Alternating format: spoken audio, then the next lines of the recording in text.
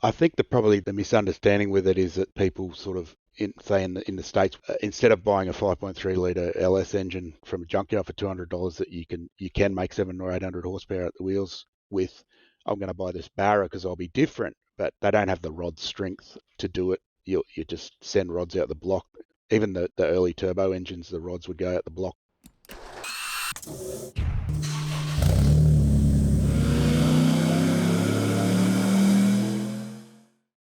Welcome to the HPA Tuned In podcast. I'm Andre, your host, and in this episode, we're joined by Al Butler, host of the Skid Factory YouTube channel. In this episode, we find out about Al's background and how he became a mechanic, how being a mechanic has changed from the earlier days in the 70s, 80s and 90s through to the sorts of cars we see today, and how that's impacting the skill set that modern mechanics have. On top of this, we find out about his involvement with Mighty Car Mods and how he spun this off into his own YouTube channel. We talk about hosting a YouTube channel and how this can become a legitimate source of income. If you're familiar with Al, you've probably already heard his nickname Turbo Yoda, and we do dive fairly deep down the rabbit hole of turbochargers, turbo sizing, and wastegate location in this episode. Lastly, we also couldn't go past the conversation with Al without talking to him about how and why they decided to cut up a Japanese classic, specifically a 1970s Nissan Skyline. Before we get into our chat with Al, if you are new to the HPA Tuned In podcast, High Performance Academy is an online training school.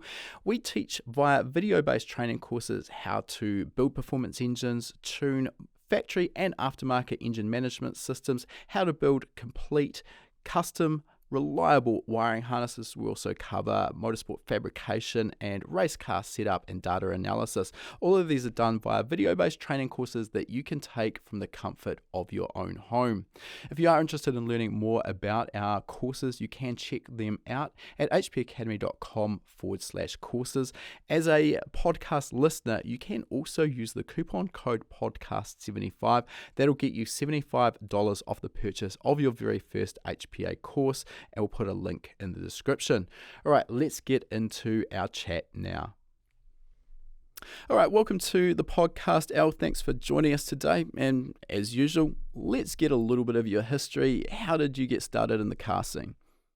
If I want to go back a long way, I grew up on a farm, and of course everything had to be fixed, in-house and with whatever twine or barbed wire they could find to make things work. So I sort of grew up with my father, just watching him make things work, and this was, late 70s, 80s sort of thing. So there wasn't a lot of money around for a start. So there was a lot of do what you can, make it work, don't spend any money, and you sort of pick up the ingenuity involved in that sort of thing. I came out of school in the early 90s, and to be honest, the only thing I ever thought I wanted to do was be a mechanic. It was the only thing that interested me. So I went down that path via TAFE courses, which is like a community college, I suppose you'd call it if you're in the States. I don't know what they call it in New Zealand, but I guess here in New Zealand it'd be our polytechnics, but basically a trade school essentially. Yeah, it's a trade school, so it's a starter course, and then once you've got that, you've sort of a bit more desirable to be brought in as an apprentice, I suppose. So you do that as a precursor to becoming an apprentice? Yeah, they call it a pre-vocational course. So you sort of does your first 6 months of your first year of your apprenticeship. Right. And that gets you up to a kind of a basic level of knowledge so that you're actually of some use to a potential employer. Yeah, I guess that's the story behind it. Yeah. So following that, I began my apprenticeship. And as I mentioned earlier when we were chatting, it was a rural dealership for Volkswagen, Subaru, and Holden, so it was a bit of a strange mix. So we got to do a lot of, we'd service brand new Subarus and 20-year-old Subarus and brand new Holdens and combis, like the original combis, and all sorts of strange stuff. And so that was a fairly unusual sort of way to do an apprenticeship as well, which brought lots of interesting things and skills. So I guess a lot of apprentices these days would maybe go into a franchise dealership where, let's say, they're dealing specifically with GM or Ford or whatever it may be. Do you think that there's advantages with that variation that you had during your apprenticeship and learning how different manufacturers go about the way they build their cars? 100%. I don't really think that the apprenticeship systems works very well in Australia anymore, but it's not really my department, so I can't do anything about it. So I won't comment too much. But yeah, I'd say if you really were a young person, you wanted to get into it, you'd be better off sort of coming in on a non-dealership would probably be the best. But at the same time, a dealership can offer you sort of knowing your place, the hierarchy, knowing that you are going to spend a couple of years cleaning the floor and doing what you're told, and that's also required. One of the things I'm interested in, because I sort of came through my own career learning mechanical skills, but I'm not a qualified mechanic. And what I've sort of seen over the couple of decades or more now I've been in the scene is that the job of a mechanic has changed quite dramatically. And I don't want to detract from mechanics who are listening to this, but what I'm getting at is, from what you're saying yourself, what you were doing back in those days probably quite varied and a lot more hands-on, and these days there's a lot more involvement with learning how to use a scan tool to diagnose faults. And of course, a lot of modern vehicles don't come out with cam belts, so the servicing on the actual engine of doing a cam belt, now it's a chain that doesn't necessarily need servicing. A lot of those skills may be lacking a little bit. Is that fair in your opinion? I agree. Like there's probably a lot less of the tearing down an engine and replacing a timing belt and putting it back together, which you probably, after you've done it 1,000 times, which you do, you obviously know that by heart and you're not going to get it wrong. But yeah, as you said, engines don't really need much work anymore, and that's probably part of it. When do you see a car broken down now? They're just so reliable nowadays. So the main focus of the mechanics probably just maintaining that reliability and keeping the emissions control under check, which is what the scan tools and the check engine lights are for. So yeah, it has changed as a job, and it's probably moved more to diagnosing wiring faults and stuff like that than ripping into timing belts and that sort of thing like we might have done back in the past. Yeah, I don't think you'd probably find too many mechanics at a Toyota dealership pulling down a relatively new Yaris to replace the piston rings, for example. That just doesn't happen, does it? Yeah, unlikely. That far more likely to just put a short motor in it or long or whatever. I don't know why that's the case, but that's just how the businesses are run. That's more to the point. On that note then, so for our listeners who are interested in maybe going down a mechanical path, but if they're listening to this podcast, probably it's more of a performance-related element. Any advice you'd give on that front, sort of if you want to build those skills of being able to go further than just drive a scan tool and actually get your hands dirty and build engines, tear them down, all of those skills that maybe are starting to get lost a little bit. And again, I don't want to get offside with the mechanics listening and getting really angry with me. It's just my observation. Well, I don't think it's really changed that much from when I was as an apprentice. We worked on our own cars to do performance work. We weren't building high performance combis. We were just fixing cars, and of course you learn how stuff works by fixing it. But as far as modifying cars, we just worked on our own cars and our friends' cars, and that's where you had to have it as a secondary interest or do it as a side project more so. So I don't think it's realistic for a young person to go, I like performance cars, I want to get an apprenticeship in a performance workshop, because that's just not really how it works. You do have to sort of do the hard yards, learn how to be a normal mechanic, just fixing normal vehicles, then sort of expand on that outside of your work. And to be fair, I don't think too many performance workshops are taking on apprentices, because they really need qualified tradesmen that are going to perform day in, day out to make it worthwhile.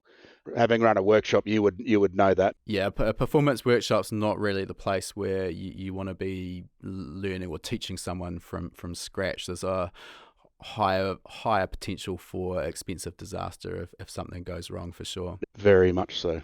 But I think your point is really accurate there. I mean, getting the basics as a mechanic and then applying those and learning in the performance realm on your own vehicles or your friends. And I mean, essentially, that's the path I went down while I was learning. Let's get back to things. We've sort of derailed that a little bit, but let's go through your mechanical apprenticeship. What happened when you come out the end of that? I left the dealership pretty soon afterwards. The dealership also had a suspension workshop connected to it, so it had that another level. So I spent a bit of time there. So I had a bit of time. We would do old things like reaming kingpins from the 50s, and it was a really old 1950s workshop. And I ended up leaving that whole business because it got sold off, and then working at basically a more modern version of that suspension wheel alignment workshop, where I learned a lot of stuff there as well. Obviously, suspension, not racing suspension, but just the basics of how suspension worked, and did thousands of wheel alignments and that sort of thing. And I was there for a few years, and then I eventually started working at a Subaru specialist, which was actually a wrecking yard or a recycler or whatever you call it in your country. But we did repairs as well, and I had a really well-equipped workshop. So that sort of drew me into the Subaru world, and I always liked the cars because they were so much better built than something like Holden, although Holdens have their merits. The build quality, as you know, the Japanese stuff back in the 90s was incredibly well built, especially when it was actually built in Japan, and that sort of attracted me to that brand. For all the things that they have wrong with them, particularly now.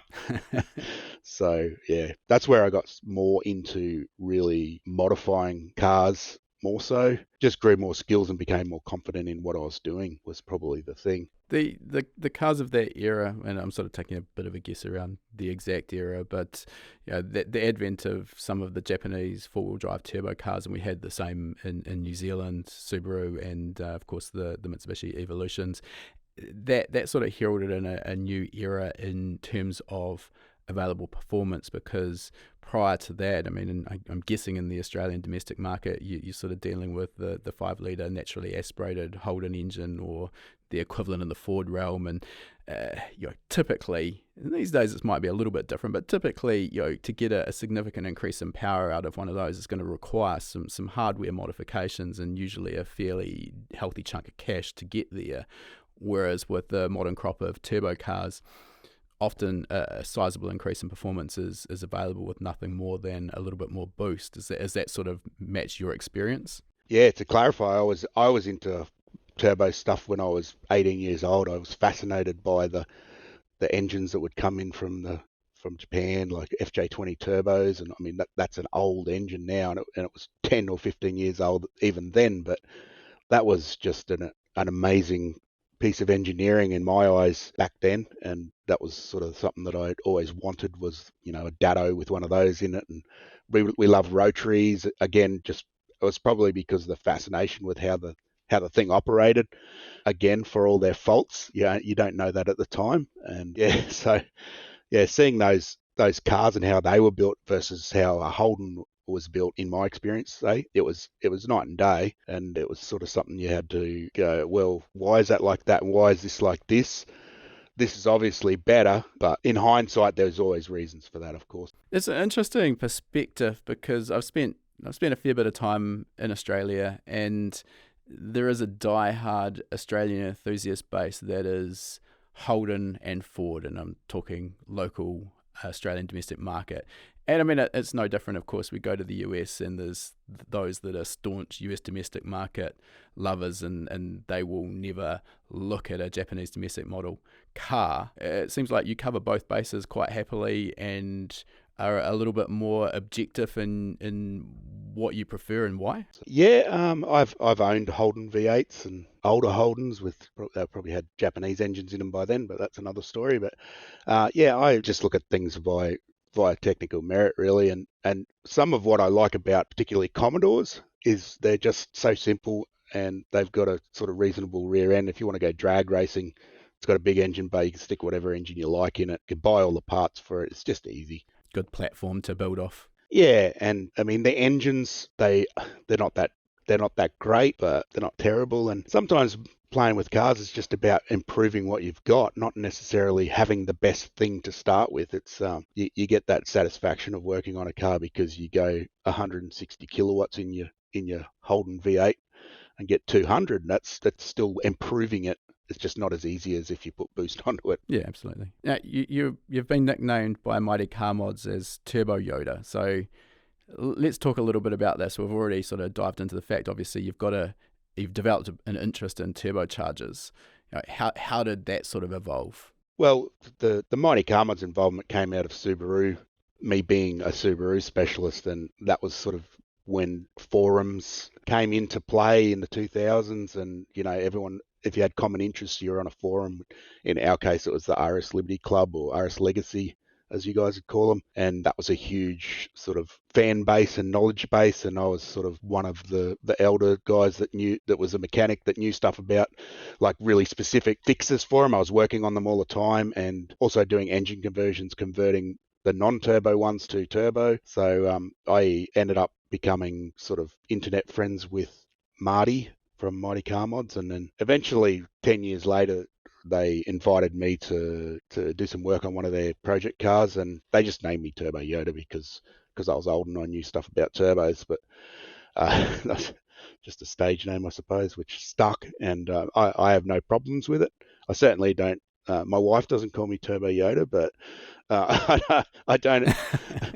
I expect people to just come up to me in the street and address me as that, which is fine. Yeah, but Al works quite well too. Al works perfectly well. That's what we call me on my own show.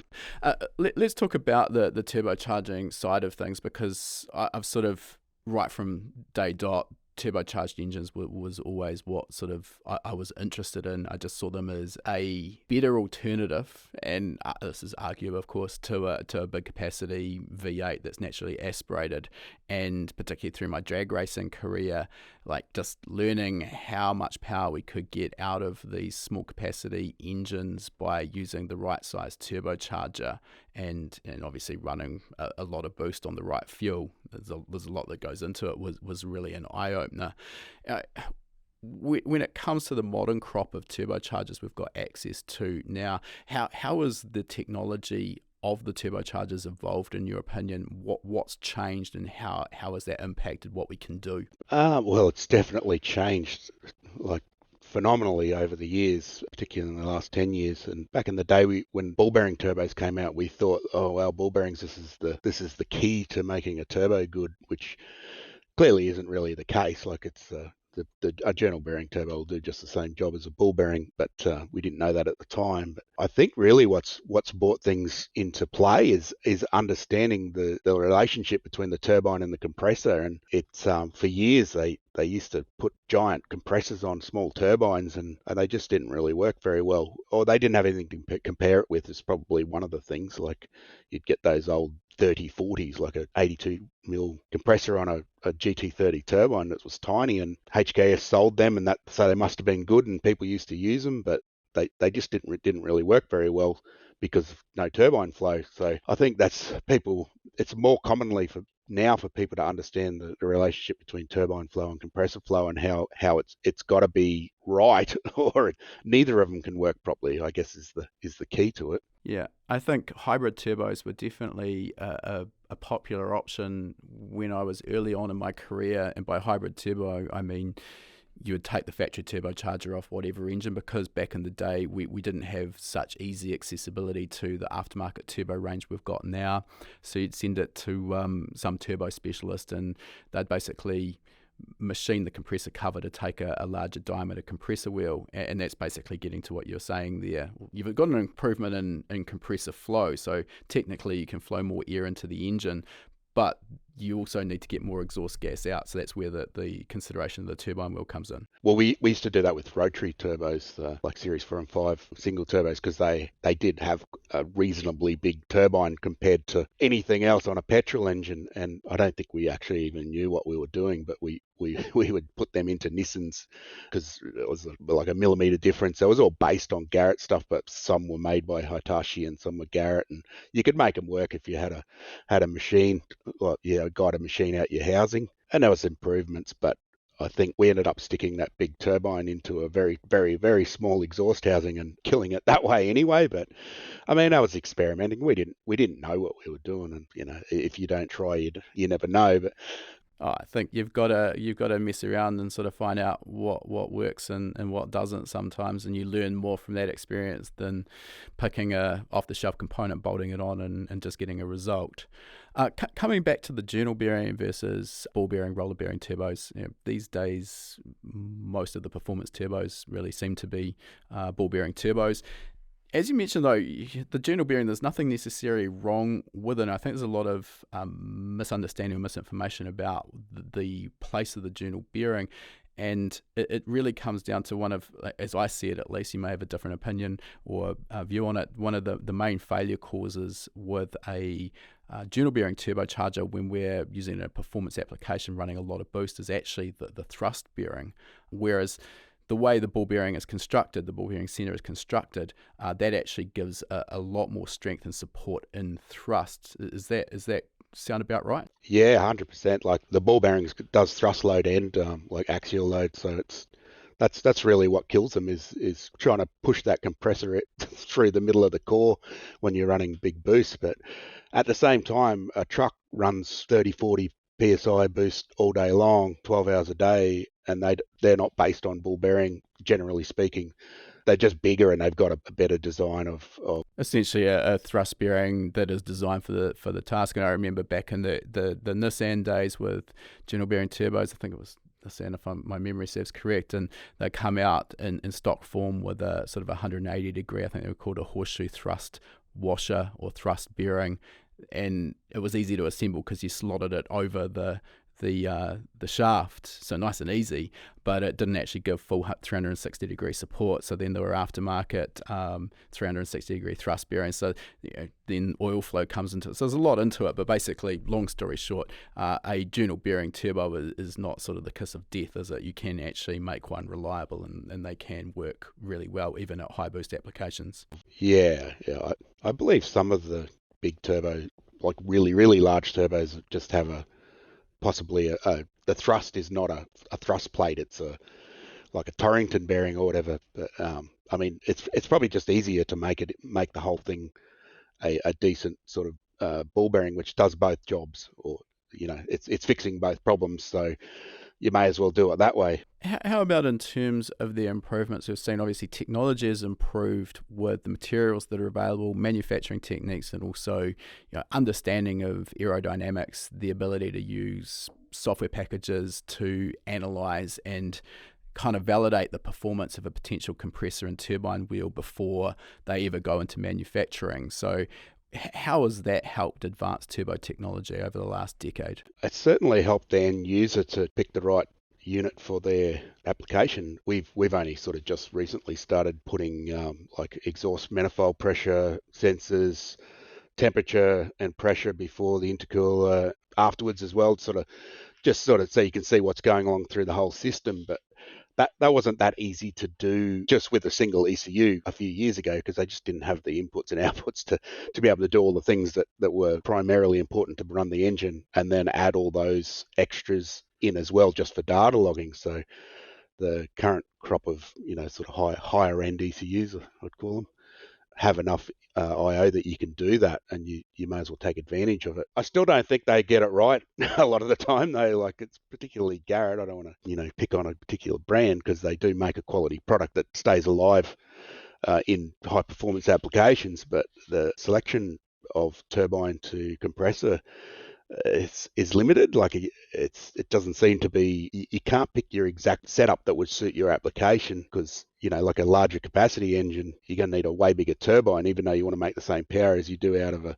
2JZ or whatever, where you can get away with a smaller turbine without choking the engine. So essentially, what you're saying is, there for a given compressor wheel size on the larger engine, for the same power target, you're going to want to up-spec the turbine size to increase the exhaust flow. Well, yeah, even if you want to make the same amount of power out of a 8-litre engine as a 4-litre engine, you're still going to have to change that turbine size. Otherwise, it'll choke the engine's exhaust flow. So some brands allow you to do that. Garrett's a little bit less so, I suppose, but And also, well, then you get into making your own turbo, I suppose, which is less common nowadays because the aftermarket stuff is just better and a little bit better spec. The problem is you buy a $5,000 turbo, test it, and it doesn't work, and you still own it. So we've done that before.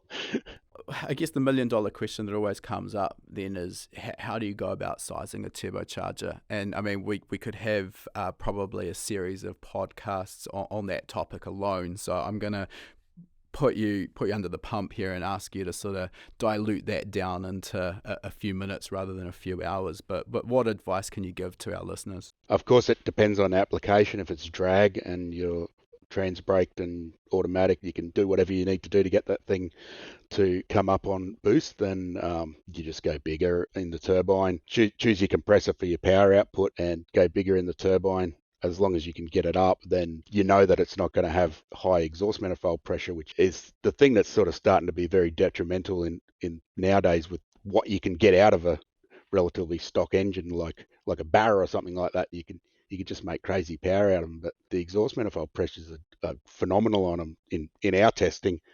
And we didn't know before because we didn't have the stuff to test it with, and or the knowledge, like I'm learning all the time. I don't claim to be a turbo expert despite the nickname, but yeah, I think choose your compressor and don't skimp on the turbine. And of course that also relates to the size of the engine. So there are obviously, like Borg Warner has a thing called MatchBot, which when you first look at it, it's to match. It's for you to try and figure out which turbo you need. It is pretty daunting to look at initially. It's very technical, sort of. It's above my pay grade, that's for sure. But as far as from me taking knowledge from other people that are smarter than I am and have got more experience, them explaining how it works and knowing what data to put into it, it does spit out what you need. It is reasonably accurate. You got to know the data. You got to know the data to put in, so it'll get you the result that you want. The nice thing with MatchBot, because I've used it a couple of times, and you're absolutely right, it is on face value when you first open it up, looks pretty daunting, and where the hell am I going to get this data?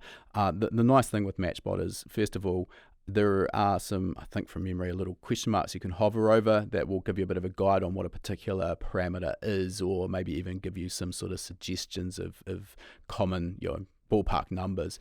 The other thing, though, that I think probably a lot of people wouldn't know is that there is a series of YouTube tutorial videos by Borg Warner on how to use MatchBot.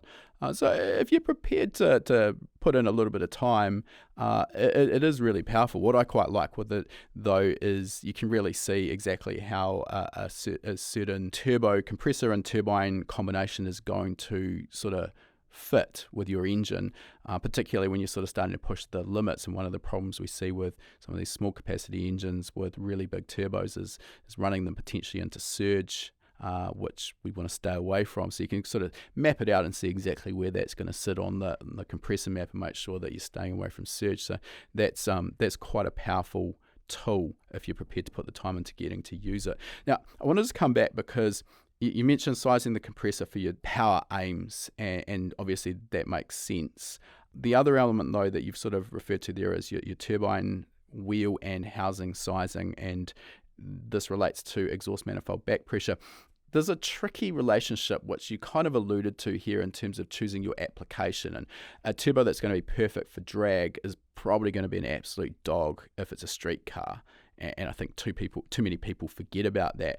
The boost threshold and the boost response are just going to be absolutely garbage, and that doesn't matter because, like you say, you're on boost from the time you come off the trans brake, and that's it. You're just on it.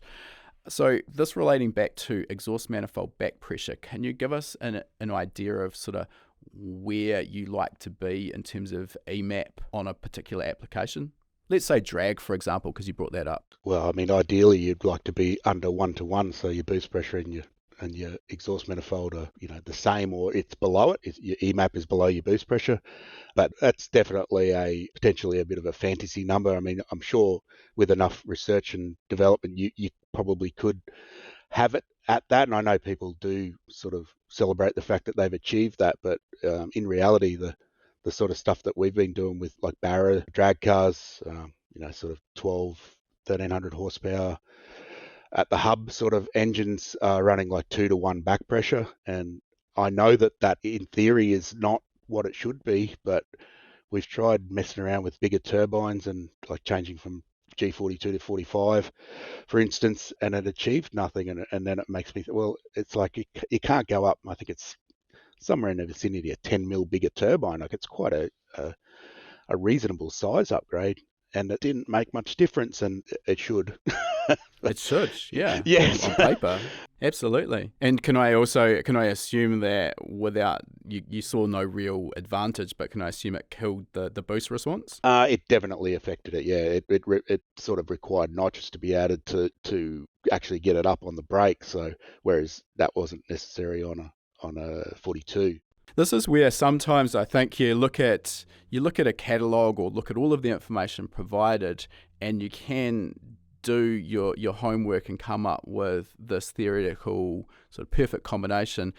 But I think turbo matching is mostly science, but then there is a little bit of art to it as well. And sometimes you literally just have to go through a couple of combinations and see how they actually work on the dyno in the real world. Yeah, I mean, in reality, they probably put 10 different variants of a turbo onto a road car engine or any engine in in the engineering phase of it to try and find the one that works properly. It's not, they don't just go, oh, this one will be fine and whack it on and it just works. They're working with like an OEM engineer would be working with a whole bunch of different turbine sizes and maybe compressor sizes. A little bit better funded and resourced than we are in the aftermarket. Of course, yeah. Yeah, you got to sort of throw $5,000 at a turbo and get data out of it and not much else, which can be very sort of disheartening, I guess you'd call it. No one likes spending a lot of money and getting nothing in return. Yeah, and there's always been someone that has had to do that, and then eventually you'll probably find you can Google it, and if it's a common engine, there'll be a spec for a street LS that makes this much power. You use this turbo, and it'll just work. Yeah. I think for common combinations, if you're not chasing down world records or trying to, do something that's never been done before, the sensible option is, spend some time on enthusiast forums, see what other people are using. You'll almost certainly find dozens of build threads, dozens of dyno picks, and you can kind of get a sense after, there's a bit of sorting fact from fiction as well, but you spend enough time and you can start to see some common turbo sizes come out of it, and you can be pretty confident then with spending your money, knowing approximately what you're going to get. That of course doesn't work when you're chasing world records, because no one really wants you to know what they're running, so they're more likely to actually feed you a little bit of bullshit than tell you what the actual spec is. So obviously goes without saying, you need to tread a little bit more carefully. Yeah, the internet is an incredible resource, but it's got to be definitely treated as at 50% right and 50% wrong, and you just have to keep looking and see if you can find a lot more rights than wrongs, and then it's the same as talking to people in person, of course, as well. It's just published on the internet, and also podcasts are a great resource, because in a situation like this, you'll find people are a lot more relaxed about the way they're talking about it. And some of the stuff you've done with some of the race team guys, it just blows my mind how easily they sort of let go of some information that I would normally think that they would be less likely to share. I've actually had a few reach out, maybe an hour or a few hours or a day or two after a podcast has been recorded, and go, hey, so I don't think I should have probably been talking about that. So yeah, I think it's quite good, because as you say, it's normally a fairly flowing and an open conversation. I mean, we understand obviously some of the people we talk to have NDAs in place, so they have to be a little bit more cautious about what they talk about. I just want to come back to exhaust manifold pressure just momentarily again, and I'm adding some big rules of thumb in here, but generally the higher the exhaust back pressure relation to boost pressure, we're going to generally get faster boost response, but the thing's going to sort of strangle in the top end, and vice versa. Very, very low EMAP in relation to boost pressure. Generally, there's not a lot of drive pressure to actually build boost, so boost response and boost threshold go up My old drag car, I didn't see usable boost until about 6,500 RPM as an example. But of course, it's much freer flowing. There's less restriction to the exhaust flow, so we can potentially make more power. Are there other considerations with engines running high exhaust back pressure in terms of not just choking it of power, but is it harder on engine internal components? Are there any other considerations, exhaust gas temperature, etc., that you see? Yeah, obviously the exhaust gas temperature is going to be higher if it's, I mean, you can have valve float as well from just that back pressure pushing on the exhaust valve, but it depends on what sort of engine it is as well. Like an engine that's built for like incredibly harsh environment, it's not going to matter as much. But if you slap a turbo on a stock engine and just send it, and that turbo's too small, it's going to damage the engine for sure. Like you're putting something that's already running at a high temperature under pressure at an even higher temperature, it's going to wreck things. So I've definitely changed to more of a go the larger turbine and deal with it type of attitude, and exhaust housing as well. Of course, once you've chosen your turbine, you've then got the options of different turbine housings, and I more lean towards the larger housing in most cases to get the actual turbine flow that the turbine's advertised in relation to what size housing you're choosing as well. So if you have a look at the published data, you'll see that the turbine flow is governed by the size of the housing at the end of the day as well. So it does come down to, again, to reiterate, it's application specific. Application specific, yeah, for sure. That technique might not work so well if it's a street-driven car that's never going to see a racetrack or a drag strip, because you're going to sacrifice response and low boost threshold, which is really important in a street-driven car. Yeah, it's going to be horrible to drive and probably boring because you're never going to get it on boost. That's definitely a consideration. But in all out sort of in a drag application where you didn't have to worry about that so much, then you definitely lean towards the larger size. And yeah, I think I've probably transitioned a little bit as I've gone through my career. As I started with drag racing, and that's really exactly what you're talking about, where for all intents and purposes, bigger is better. We want as little exhaust back pressure as we can. And as I said, with my 4G63, it was sort of $6,500. It really started making measurable boost, and the power band was sort of 7.5, 8 through to sort of 10.5, 11,000 RPM, which doesn't sound like much because it isn't. And I mean, that car would have been absolutely horrible to drive on the street, but that's not what it was for. Keep it in the power band and hold on. I mean, at the time, it held a world record, so happy days. And as I've sort of moved through my career, and I'm more interested now in circuit racing, road racing, and we developed a Toyota 86 for that purpose, and we used a little Borg-Warner EFR 6758 on that, and I've had people drive that car and not being able to tell that it's turbocharged. The turbo sizing, at least for our power aims on that, I think we're absolutely spot on, and it just simply feels like maybe a 3 or a 3.5 litre engine instead of the FA20 2 litre. But, that's going to be dog shit on the drag strip. So it really is horses for courses, I think. You can't sort of stress that enough. Now, I just wanted to talk a little bit while we're on this turbo topic as well about wastegating. Over my time tuning cars, this is one of the areas that I constantly saw problems with, and it was sort of around the integration of the wastegate to the exhaust manifold, sizing of the wastegate, and then boost control. So can we start with the basics? Maybe what's your sort of take on how do we know what size wastegate we should be going with? We also see people using 2 wastegates versus a single. Yeah, give us your feedback on that. Sizing, I mean, that does come down to the size of the turbine housing as well, but it's kind of difficult to put a wastegate on that's actually too big. They're only sort of usually about 50 mil nowadays anyway. They used to have bigger ones back in the HKS days and that sort of thing, but that's actually that's a difficult one to answer with as far as sizing goes. That's a very specific to what size the engine is and what size the turbo is, I suppose. But as far as twins go, that's normally trying to split like a twin scroll turbo up, so you're not getting reversion, like something where you're trying to get maximum response out of it, like they normally would do in a Evo engine with the twin scroll setup. Don't really see any point in running twins other than that. Normally, if you've got a single entry turbocharger, it would be hard to see why you would need twin wastegates. I mean, with the split pulse manifold, I think there's two schools of thought on that. Obviously, from purely if we're looking at making sure that the manifold is divided right up to the turbine wheel, well, that's a clear winner. There's no interaction.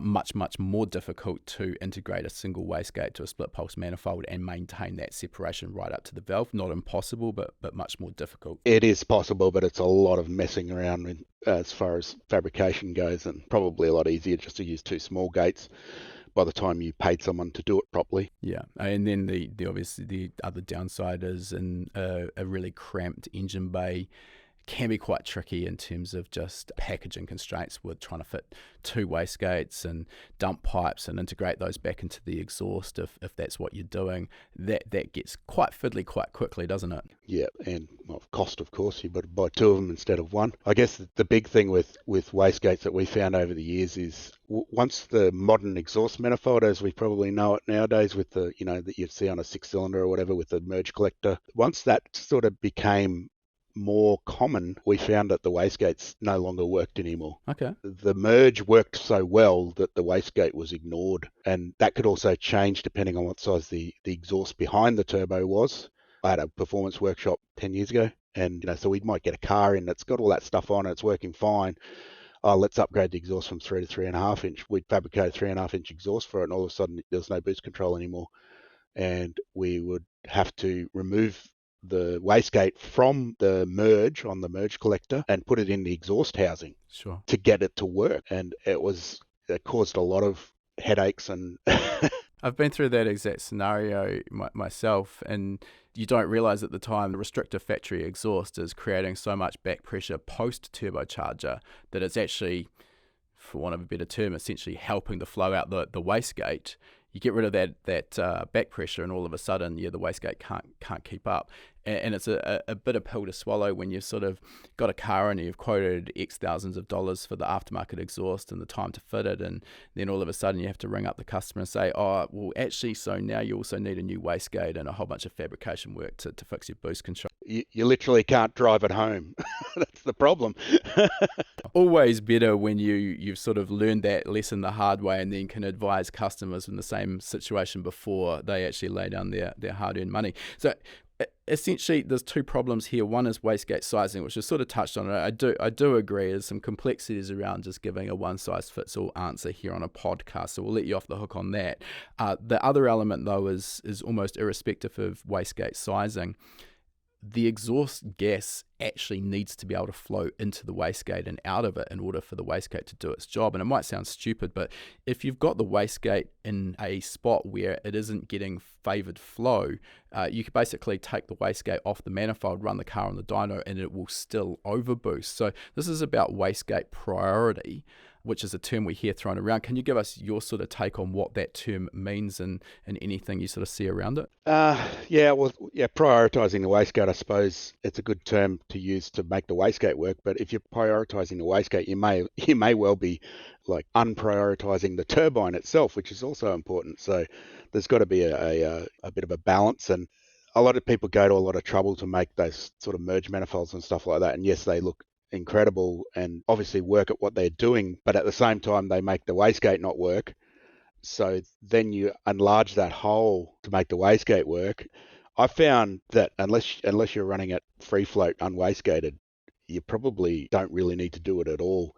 Just design a bit simpler exhaust manifold that can accommodate both of those things, because if you're making it a merge collector kind of like it's an NA engine and you want to get that pulsing, that's not going to work anyway. So you may as well just simplify the manifold, keep it free flowing, but have both the wastegate and the turbo accommodated for. And I found that that's what is happening more now with they call them pro mod style manifolds on drag cars, but they go into the merge, then they go into a single pipe before they go into the turbo, and then within that pipe they can then accommodate a decent wastegate merge and prioritize it that way. So It's unfortunate we don't obviously have in a podcast the benefit of pictures, but basically what we want to try and do is understand that the exhaust gas is super lazy and it's moving pretty quickly, so it doesn't really like changing direction. So it's about getting the wastegate orientated off the collector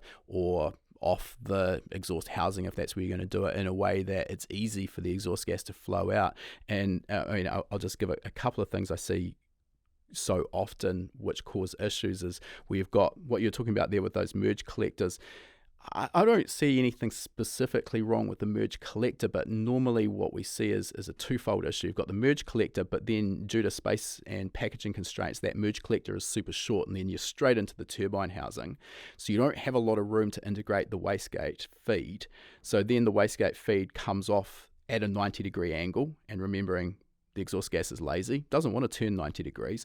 Or alternatively, I've seen a few over my time where it's actually coming back against the flow off that merge collector. So the exhaust gas essentially has to flow back on itself, which it just does not want to do. And I mean, you get that on the dyno, and what it's going to do is sort of through the rev range, it'll come up on boost and the wastegate will open. And let's say you've got a 1 bar spring and it'll hold 1 bar for a bit. And then as the engine comes up in the RPM and the engine becomes more efficient and flows more exhaust gas, the wastegate can't keep up, and you just see that boost curve start going exponential, and there's just nothing you can do to control it. So I think these are simple things that people can keep in mind when they're either buying parts or modifying parts that are going to save them a lot of heartache in the end. What I wanted to get onto though is your comment about adding it to the exhaust housing, because we've done a couple of posts on our Instagram about this. It's not an uncommon technique, but it seems from the comments we get that it's quite controversial. A lot of people saying that'll never work, it'll crack, it'll break, it's going to end up affecting the flow when the wastegate isn't open, just to name a few. So you sound like you're a big fan of this technique. Yeah, I've done it many times, and it definitely offers an excellent boost control, and I've never seen it cause any issues with the way the exhaust housing works. I guess you could put it in completely the wrong place if you were really keen. Like, you would normally put it right after the flange of the housing itself. Like, if you put it completely around the other side of the scroll, then obviously that's probably not the greatest spot for it, and it probably wouldn't work very well anyway. But as far as cracking and any of those things go, exhaust housings weld incredibly well, and you just got to do it in a process that is suitable. So preheat, weld, and slow cooling. I've never had a problem with one cracking. They actually weld nicer than a lot of other metals, to be honest. And as far as it disrupting the flow of the turbine housing, that doesn't really compute to me. I think, so you've got your volute inside the housing. So again, we're on a podcast, so it's pretty hard to describe, but it's before that volute. It basically is the same as being in the exhaust manifold. It doesn't make any difference. The only reason it probably works better is because as you're heading towards the nozzle, the pressure's increasing, because that's how the turbine is powered. So the closer it is to where that nozzle is, the pressure's becoming higher. So it's then favouring it's looking for an escape. As you said, it's lazy. It doesn't care where it goes. It just wants to get out. So I've found it works great, and a lot of other people have. It's been done here for a long time. Like, I didn't invent it or anything like that. We started doing it because we had problems with wastegate priority flow. That was the only way we could really fix it for a reasonable cost, like to the customer, after you've put a big exhaust on their car and they can no longer drive it. So we only started doing it out of necessity, and I've never seen any evidence that it causes any issues. The only thing it does is make your turbine housing very specific to your car, which is potentially a problem if you wanted to sell the turbo later. But yeah, it also creates the same exact problem if you decide that you want to change to a different AR housing as well, because obviously you need to go through that whole process again, which obviously isn't cheap, but that probably most people could figure out that little hurdle in their mind anyway. But yeah, I just wanted to talk about that particular subject since you brought it up. I know it's, as you say, it's definitely not a new technique. but it is one that I know has seemingly been quite controversial when we've talked about it in the past. One thing that points to why wouldn't you do it is internal wastegate turbos. There's billions of them around. That's exactly how it's done inside a internal wastegate housing. So what's the difference? I just wanted to take a moment out of this podcast and just talk about a course that I know that if you're enjoying this podcast, you're also going to love. We've talked so far to Al about performance engine building and what's required, and I think that this is an area that a lot of enthusiasts think is beyond their ability. The truth is that it is absolutely within reach of anyone with an eye for detail and a bit of patience, and we've got a suite of engine building courses that will teach you everything you need to know. I'll highlight one of these, which is our practical engine building course. This teaches you the principles behind building performance engines, and it is not based on one particular engine. This is generic information that you can apply regardless whether you want to build a Barra 4-litre inline 6, a 4AGE naturally aspirated 1600cc engine, or maybe a 6.2-litre LS3 with a supercharger. The principles do not change. You'll learn all about the clearances and tolerances inside the engine, the parts and how they integrate. You'll learn how to spec clearances for your particular engine, even if they are a little different to what you'd need for a factory engine. And we know that when you get your parts back from the engine machinist for the first time, it can be a little daunting knowing what to do first and what order to progress in. What we've done within this course is we've broken the entire engine building process down into the HPA 10-step process.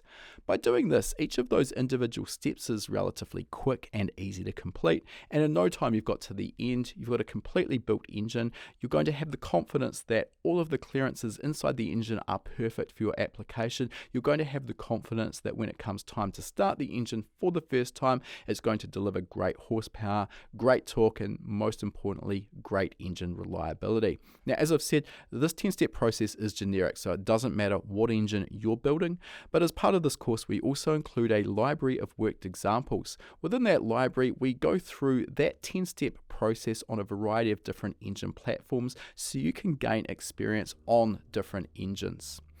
As with all of our courses, once you've purchased, it's yours for life. You can rewatch the course as many times as you like. It never expires. And to give you confidence as well, with all of our courses, we offer a 60-day, no questions asked money back guarantee. So if you purchase and decide it's not quite what you expected or not right for you, no problem. Let us know and we'll give you a full refund of the purchase price. We'll put a link to this course in the show notes. Remember, you can also use that coupon code podcast75. That'll get you $75 off the purchase of your very first HPA course. All right, let's get back to our interview now. Now, while we were talking about turbos a little earlier in the conversation, you mentioned the Barra engine, so it's probably a good place to segue and talk a little bit about this. It's an engine that's certainly not anything new in Australia, but it sort of made headlines because it seemingly takes a lot of abuse, makes a lot of power relatively easily, and it's become a bit of a buzzword sort of in other parts of the world that didn't get the Barra engine. So give us the sort of the overview. What is the Barra and why is it so good? Well, the Barra is, I think it's kind of like an engine that they just worked from the 60s right through and never gave up on, and the Barra is the final incarnation of it, where it's got good metallurgy, it's got accurate tolerances, it's got a really good cylinder head, which, to be fair, the predecessors back into the pushrod crossflow engines, they were actually quite a good cylinder head for their time. But the Barra is obviously 4-valve. It's got dual variable cam timing, so the engine breathes really well. It makes reasonable power as an NA engine, which, as you know, that makes for a perfect boosted engine because it's already efficient at pumping air. Putting a turbo on a 4-litre engine and generally makes them go quite well, so it's not really rocket science.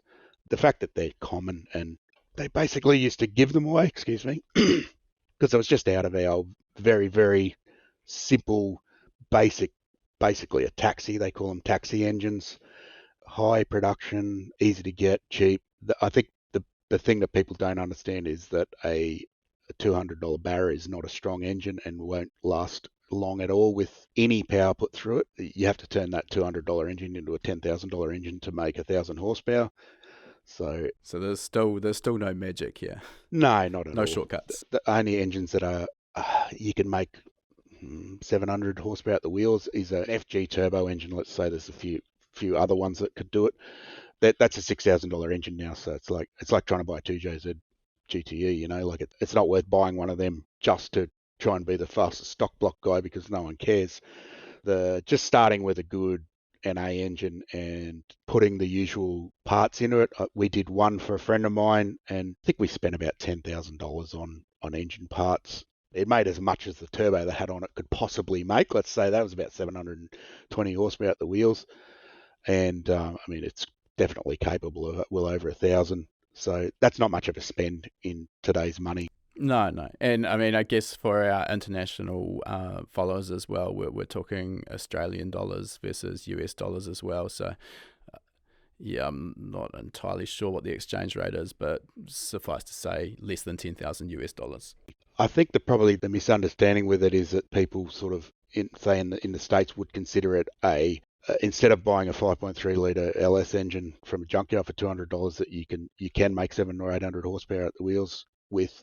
I'm going to buy this Barra because I'll be different, but they don't have the rod strength to do it. You just send rods out the block.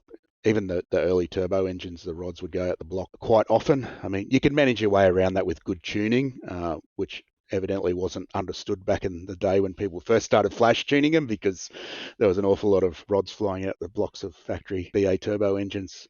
If I remember correctly, I've only done a handful of these engines in my time, but I seem to remember that the earlier turbo ones, the BA turbo, and when I say BA, for those again who aren't aware what we're talking about, this is a model code for the Ford Falcon, the Australian domestic market car.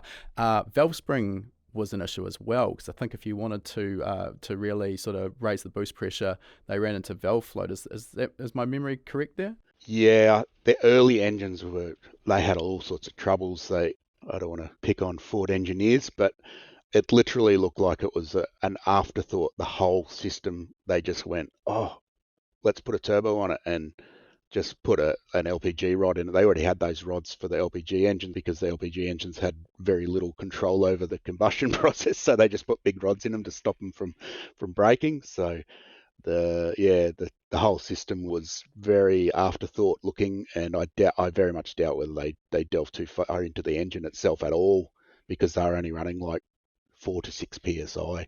So as soon as people worked out how to get more boost into them, which also took a long time until they actually cracked the factory PCM, so to speak. If I remember correctly, when that car first came out, that was supposed to be one of the first untunable or uncrackable ECUs, again, if my memory serves correct. But of course, when there's an active aftermarket with a bunch of money to be made, there's a lot of incentive to crack the uncrackable. So yeah, they got there in the end. Now, in terms of these $200 wrecking yard Barra engines, so these are the naturally aspirated engines. I just want to get an understanding.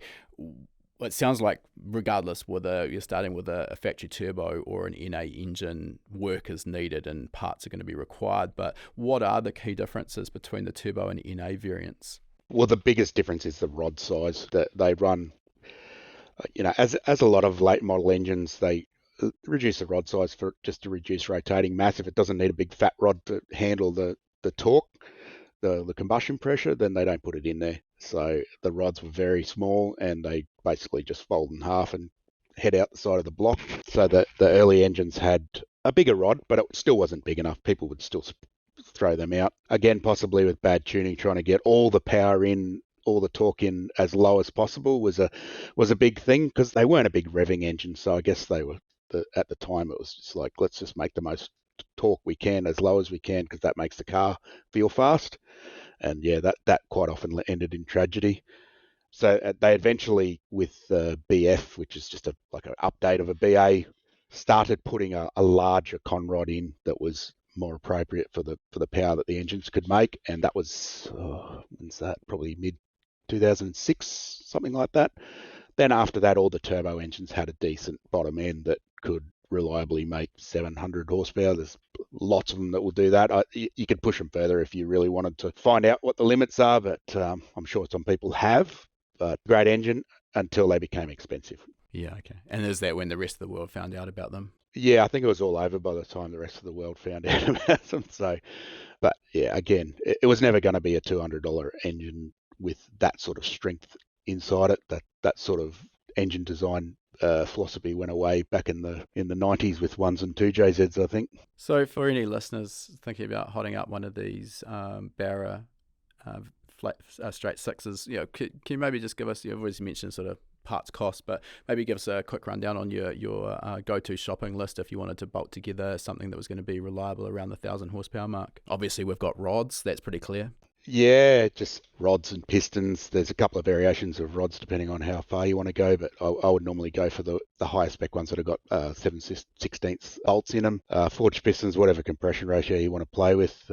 We normally go for a little bit higher nowadays because we mostly run things on E85, so the compression ratio is not super. I mean, obviously, we're not going to run 12-1 or anything like that, but we don't need to run 8.5-1. What would you where are you happy with on E85? 9.5 if you're throwing 40 pound into them. So yeah, E85 fixes everything, except for rods breaking from putting too much timing in or all those things. But that's just strength stuff. Crankshafts are pretty good. Guys that are going max effort will buy a new Ford crank and then nitride it and balance them, of course. Oil pump is the thing that lets down a lot of them. The gears break because they're sort of sintered metal, like powdered metal. That's pretty much it. Anything that you're fiddling with, you'd normally replace the gears straight away before your engine dies. Head studs, again, that depends on how much power you're shooting for. They put 9/16 studs into big power engines, but you would probably just put screw-in replacement stuff. A metal head gasket, which they already have anyway, but usually they use multi-layered, 3-layer ones instead of single. Valve springs, you can put cams in them if you want, but you probably don't really need it. Most people do because they sound horrible. It's the least performance sounding engine you've ever heard, being a long stroke, large capacity 6. Yeah, they don't sound lovely. And girdle plate across the main studs, and quite often now we would go for a billet main cap as well. But while you're there, because you've spent all this other money, and you may as well, that ups the machining cost quite significantly because you've got to line bore it and that sort of thing. But it's one of those things, you get scope creep. You start throwing stuff into an engine and Where do you stop? Yeah, that's it. But relatively easy to build. That you can build a very stout engine, and they make power and they do it very reliably with good tunes. So it's certainly an excellent engine for drag racing. At the pointy end, what are some of the guys running records down the strip making out of the Barra? I think if it's full send, don't care about what happens. One of the well-known Melbourne guys, they ran their road drag car like it's registered. They did like 2,200 horsepower at the wheels on a dyno at a car festival. Okay, that's pretty stout. Obviously, that was they expected it not to last, but it did. Get that one Hail Mary run in, and that's it. 100%, that's what it was, yeah. So 1,800 horsepower is, as you know, it's not going to last at that, but it is going to do a meeting or two, get refreshed, that sort of thing. So it's pretty reasonable. And we do drag and drive stuff, so, like drag week and that sort of stuff. And they're kind of better for that because they don't have a problematic valve train. The valve trains, it's just finger followers. There's no push rods, lifters, rockers, all that stuff that breaks. Nothing to really fly off. Yeah, it's a lot less complex. So they have an advantage in that regard as well. Yeah, okay.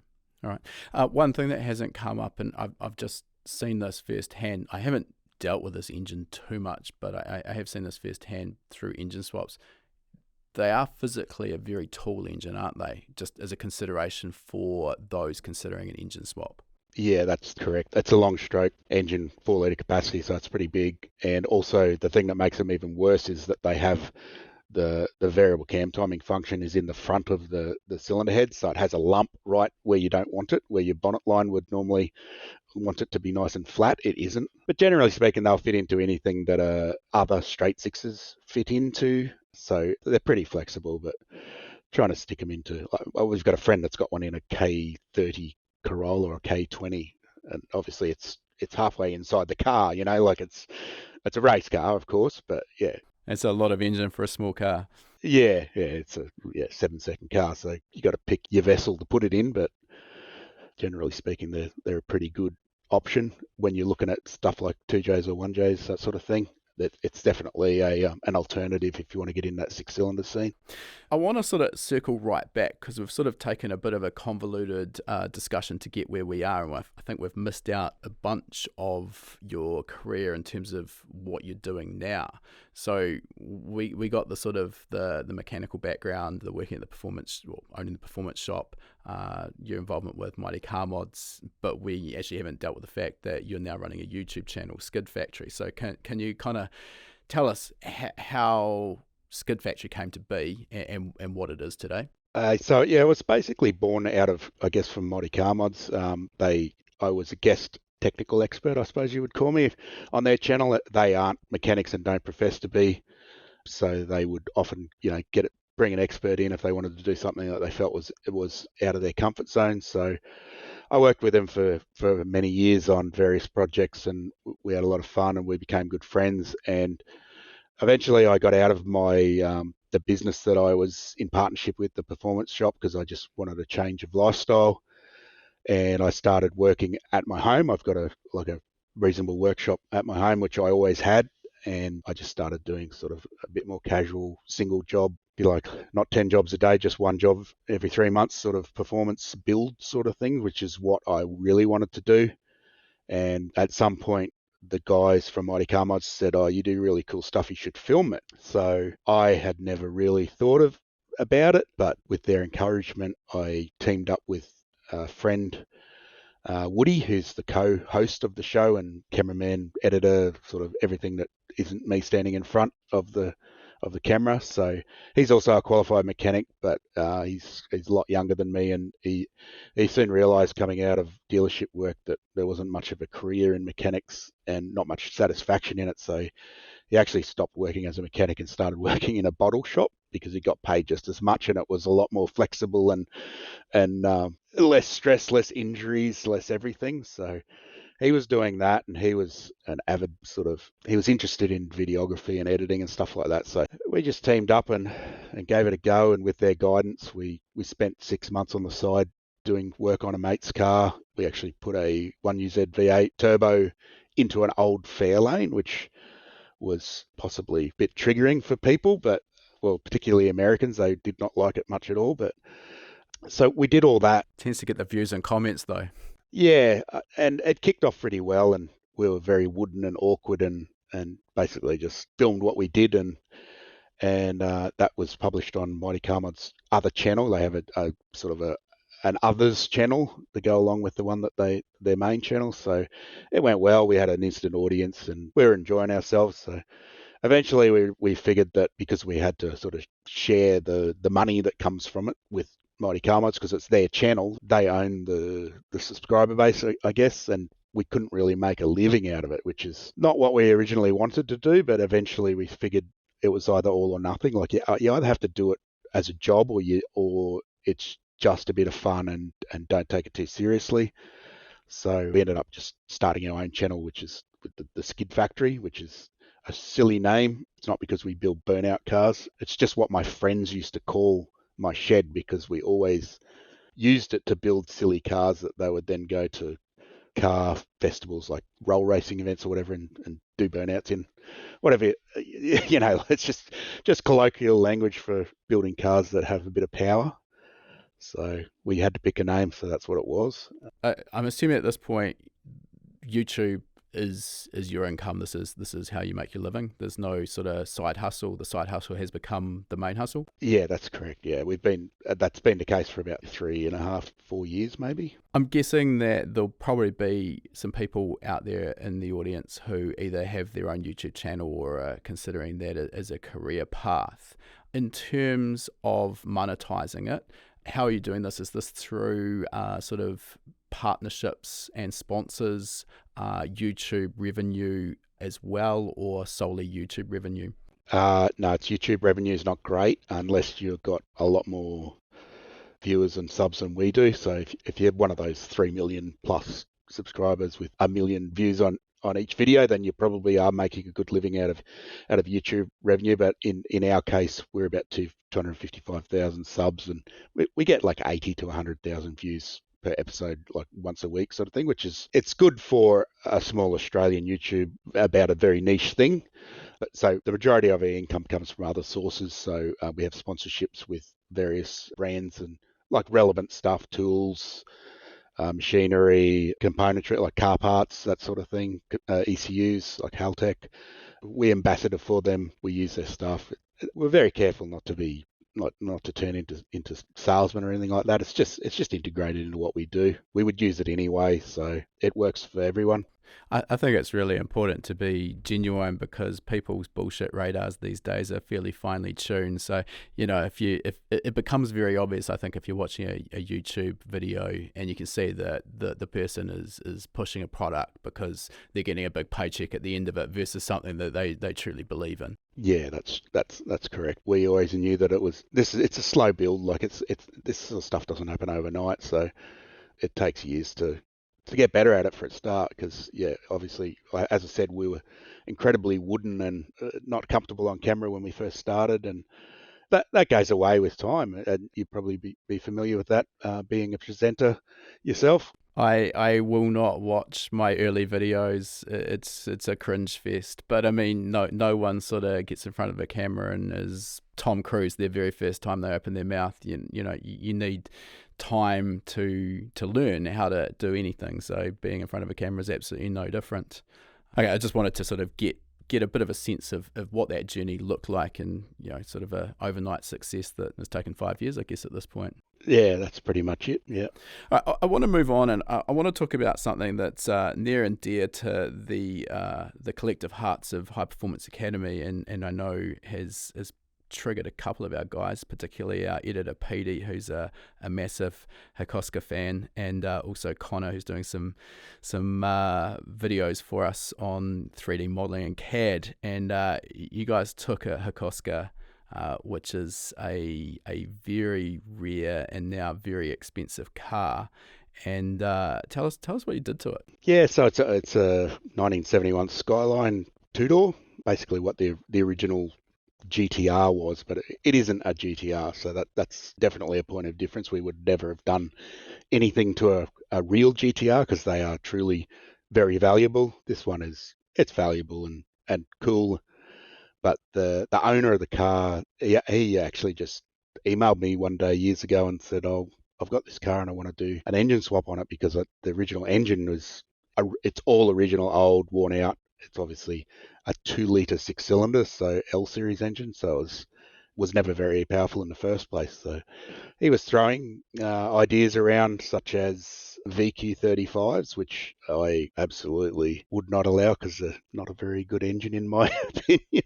No offense to all the VQ35 owners out there, but I had one, and I'd have to probably back you on that. Not a bad engine, but just not very inspiring. Let's say that. So what we ended up looking into was Nissan V8s, because I'd actually spent a bit of time fiddling around with Nissan V8s, which are actually quite rare in Australia, probably compared to even New Zealand or America. Like we didn't get any cars with them in, so any of them were just imported Japanese engines, which I was prone to buying willy-nilly years ago when they came up as very cheap engines because no one wanted them. So I'd had a bit of experience with them, and I liked the construction of them. They were similar to Toyota V8, very, very well put together, very well engineered as a factory engine, like overdone compared to what you would expect from a Ford or Holden engine, particularly back in the 90s. So we ended up going with a VK56 Nissan Titan engine, which we had built by Hartley's Motorsport in New Zealand, and it wasn't easy to fit. It's a big engine for a relatively small engine bay. It is a fairly big engine, so we had to make wholesale changes to the steering design and the suspension design in the car. We didn't want to chop the car up in any noticeable fashion because it's quite a sort of rare car, so it can all be turned back to stock. If you really wanted to. I don't know why you would, but that quite often makes people feel better about it if we tell them that you could change it back. But yeah, so it's actually a fairly mild engine. It's only a sort of a street build engine. It's got factory pistons and that sort of thing in it, so it was more of an economy sort of dollar-wise setup rather than the race engines that they build for the stock cars.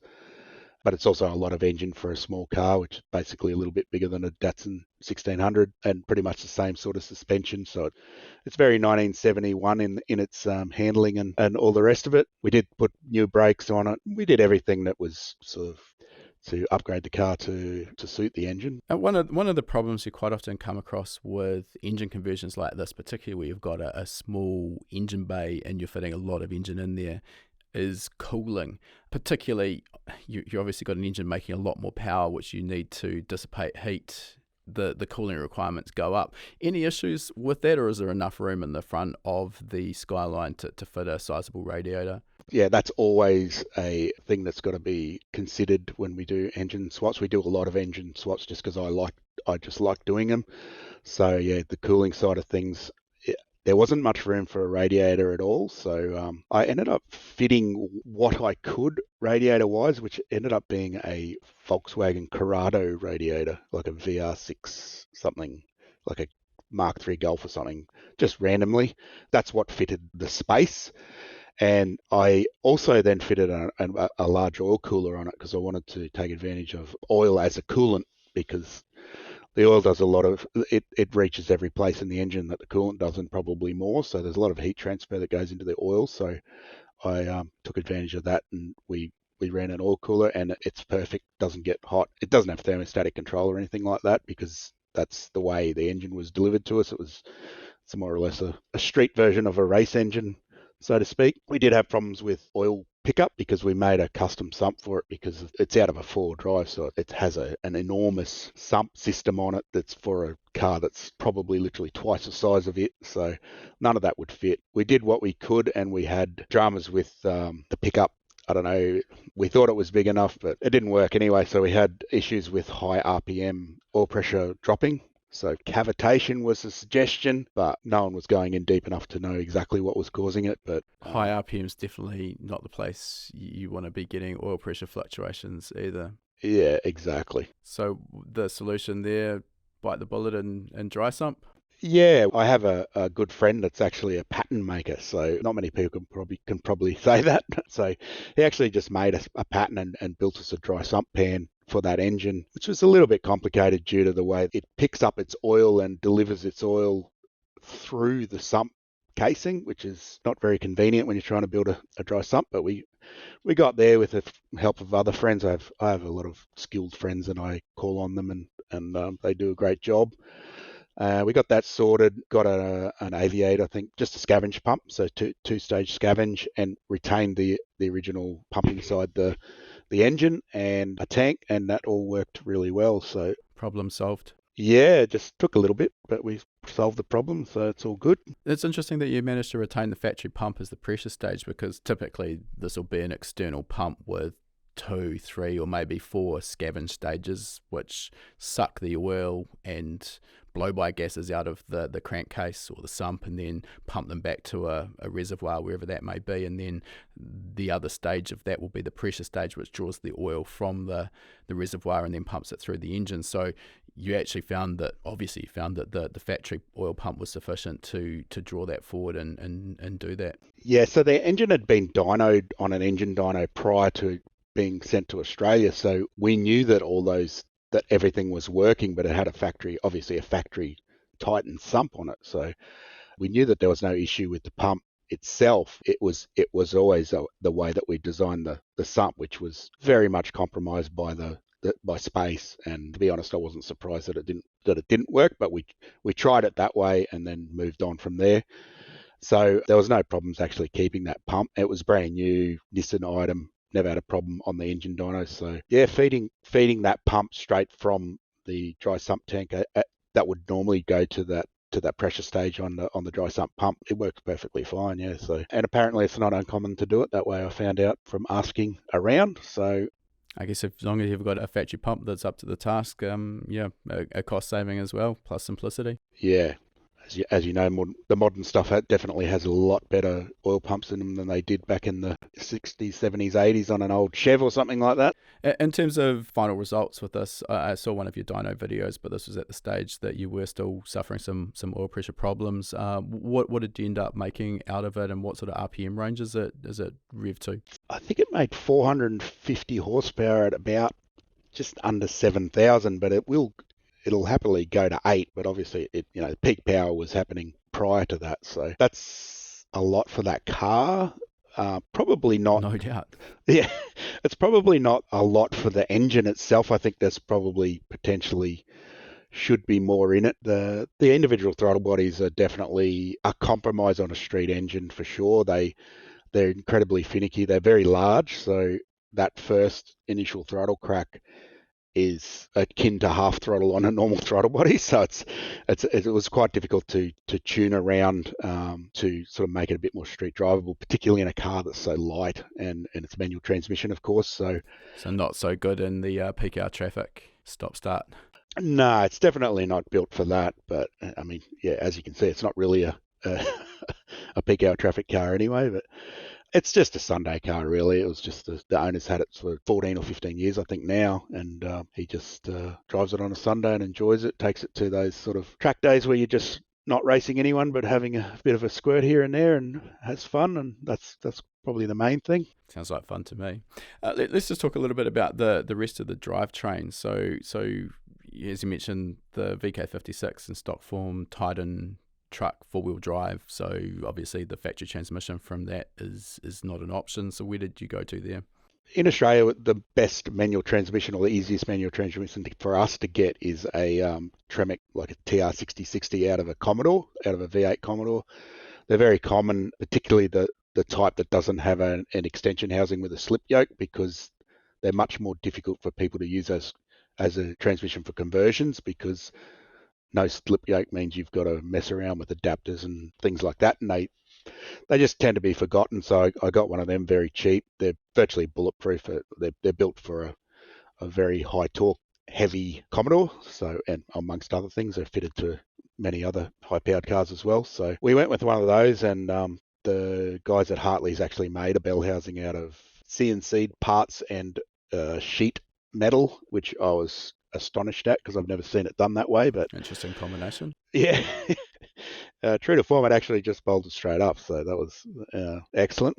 That's always the tricky part with any transmission swap, is the adaptation. I mean, these days for some of the common swaps, there are off-the-shelf bell housings or adapter plates that are available, but doing that custom can be pretty tricky. And I think a lot of people also overlook the fact that getting the input shaft of the gearbox running true with the center line of the crankshaft, that's super critical, and just a few thousandths of an inch off central or concentric, and you're going to end up with problems with bearing life or seals and all sorts of nasty stuff you don't really want to go into, correct? Yeah, that's right. I've had my fair share of transmission conversions over time, and I'm not sure why I still do them, because they aren't much fun at all. So if you can find one that bolts on, just buy that. It's much less headache. Probably not a lot of kit sets for VK56 into 70s Skyline with Tremec transmission, though. Yeah, that's correct. I couldn't seem to Google that one out, so we went with that. Fortunately, because it's such a common transmission, there is sort of drawings for them for the front plate, and it was all done via drawings and via my measurements from here to New Zealand. So hence why I was very happy when it actually just worked, because yeah, obviously it doesn't always work that way. Love it when a plan comes together just like it's supposed to. Yeah. You got to have a win sometimes, I think, is what we normally say. I guess the $1 million question with this is how many hours of your life have you at this point wasted battling the comments on your YouTube videos about why you should never cut up a classic Hakoska? I don't know why, but we generally have very positive comments on our channel. I don't know whether people just don't bother commenting, or whether we explain it to a point where they sometimes I preempt and just answer the question that I know that they're gonna, or statement that I know that they're gonna say that. I know that they're going to, but everything has a reason and why we've done it. And we try to explain that during the process is we're using this because of this, we're using that because of that. And I don't know, it seems to work okay because we don't generally get hostile commenters. And I'm more than happy to engage with them and talk about it. And if it's just I don't like it, well, that's neither here nor there.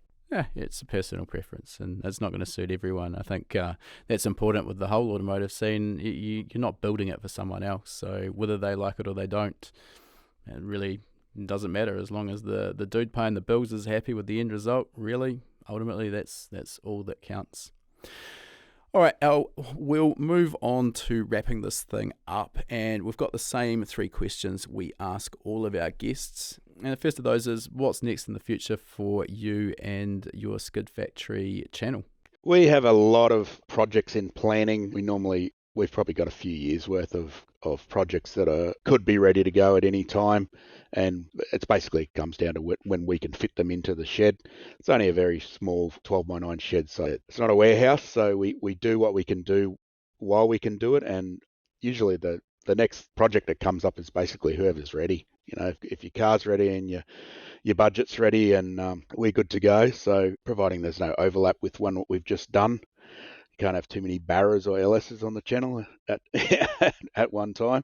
Yeah, variety is the spice of life there. Yeah, and the variety side of it comes from me because I don't want to work on the same thing twice. I want to move to a different type of vehicle, a different engine.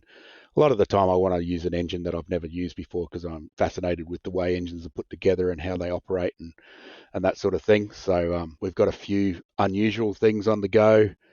I'm stepping into the diesel drag racing foray, which is very daunting. Interesting. If there's anything that you can't Google, it's how to build a diesel drag car. You're right. There's not as much information out there in the diesel performance world. We found that as well. Yeah, if you want to offer me any advice, call me. Definitely not in a position to do that, unfortunately. It's not my area of expertise either, but it'll be interesting. Any sort of intention to expand the team, bring in more talent or anything of that nature? Are you quite happy the way it is at the moment with the two of you? I'm quite happy with it the way it is. I think we do about 20% work and 80% editing and just general organisation and that sort of thing. So having a workshop helper is not really, it wouldn't work. And we have an editor helper that works for us, but he just obviously works from home. So at the moment, we're just happy that we've achieved something that not many people can, and that's somehow become a popular automotive YouTube channel. It's just, I mean, as you know, it's a lot of hard work, and it could just not work for no reason, no fault of your own. So yeah, hats off to you. It's a hard grind to reach the level of success that you're seeing. So yeah, congratulations. Next question, Al. Is there any advice you'd give to a younger version of yourself or maybe one of our listeners to help fast track your career progress and get you to where you are now? I mean, I don't know, maybe that's just start a YouTube channel straight away, but obviously you need all of that experience and knowledge to start with. Any insights you can give us? I'd say I never thought there's no such thing as YouTube for a start when I started being a mechanic. But advice I'd give myself is don't doubt yourself, because I was very doubtful of my abilities most of my life. And even though half of me would say, yeah, you got this, the other half would say, no, don't do that. So if I could do it again, I'd go, nah, just go out and do it. Get involved in racing, spend more time with cars rather than, like, I'd work on them and then never drive them. So I never had that much of that experience of racing, and I've started doing that just recently at my age, like I'm nearly 50. So don't doubt yourself, give it a go. It doesn't matter if it doesn't work. Wake up the next morning and go again. Yeah, I think we've said a number of times on this podcast so far, but it does bear reiterating. Don't be afraid of failure. It's essentially, I think, what you're getting at here. Obviously, you do want to have some confidence in your ability and be able to back yourself. But when you're stepping into an area that you're inexperienced and you're learning, failures are going to happen. But I think we learn more often from our failures than our successes. So yeah, don't be afraid of that. I think is really important. All right, our last question for today. If people want to follow you, if they haven't already watched your channel, where are they best to do so? So on YouTube, we're The Skid Factory, and that should be pretty easy to find there. We've also got same name on Instagram, TikTok, all those things. I've got Turbo Yoda TSF on Instagram, but don't expect too much out of me because I'm a bit old for that. I do my best. But yeah, Facebook, all that. We've obviously got like a fan club on Facebook and that sort of thing where we all get involved, and our main goal is to get people enjoying working on cars, interested in it, and having a go. So we like to try and nurture that side of things, and also we're heavily into men's mental health and looking after yourselves. It's not easy being a bloke in this day and age, and we like to encourage people to look after their mates and ask them how they're going and that sort of thing. Fantastic. That's really rewarding doing something like that as well. So congratulations on everything you're doing. Thanks for your time today, Al, and we wish you all the best, and also look forward to watching you potentially maybe not cut up some classic Japanese cars in the future. Cheers. I'll try to behave myself in the future. Thanks, Andre. And also, I'm a massive fan of this podcast. It's incredibly educational, and I certainly enjoy it while I'm in the shed chopping up Japanese classics. I appreciate the kind words. All right. Thanks, Al. Thanks, mate. If you enjoyed this episode of Tuned In with Al Butler, we'd love it if you could drop a review on your chosen podcasting platform. These reviews really help us to grow our audience, and that, in turn, helps us to continue to get more high-quality guests. To say thanks, each week we'll be picking a random reviewer and sending them out an HPA t-shirt free of charge anywhere in the world. Also, this is a great place to ask any questions you might have too, and I'll do my best to answer them if your review gets picked. So this week, a big shout out to Mark Wilkinson from Australia, who has said, absolute ripper of a show, huge fan of the podcast. The nuggets of info in each show have helped me get both into and out of trouble many times with my own project. Keep up the great work. Well, thanks for the feedback there, Mark. And Mark's also asked a question. He's asked, one thing I'd love to hear is the reverse of what's normally talked about. I have an old carby Datsun I'm converting to turbo EFI and deconstructing the old loom, then adding a new engine harness. Am I best to just leave the old harness in as it's tied into the body loom, or just lay in a new EFI loom on top and add a new fuse box? Honestly, Mark, I would absolutely be getting rid of the original harness. It's going to be pretty basic. You're not going to need any of it. It's going to be much easier just to build your own harness, and then you can either add a fuse box or simply take a power feed off from the existing fuse box for what you're going to need.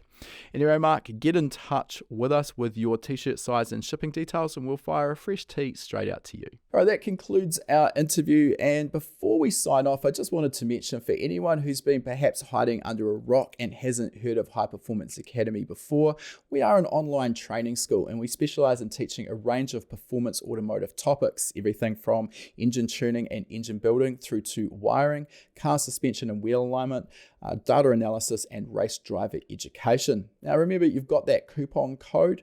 You can use podcast75 at the checkout to get $75 off the purchase of your first course. You'll find our full course list at hpacademy.com/courses. Important to mention that when you purchase a course from us, that course is yours for life as well. It never expires. You can rewatch the course as many times as you like, whenever you like. The purchase of a course will also give you 3 months of access to our gold membership. That gives you access to our private members only forum, which is the perfect place to get answers to your specific questions. You'll also get access to our regular weekly members webinars, which is where we touch on a particular topic in the performance automotive realm. We dive into that topic for about an hour. If you can watch live, you can ask questions and get answers in real time. If the time zones don't work for you, that's fine too. You're going to get access as a gold member to our previous webinar archive. We've got close to 300 hours of existing content in that archive. It is an absolute goldmine. So remember that coupon code podcast75. Check out our course list at hpacademy.com/courses.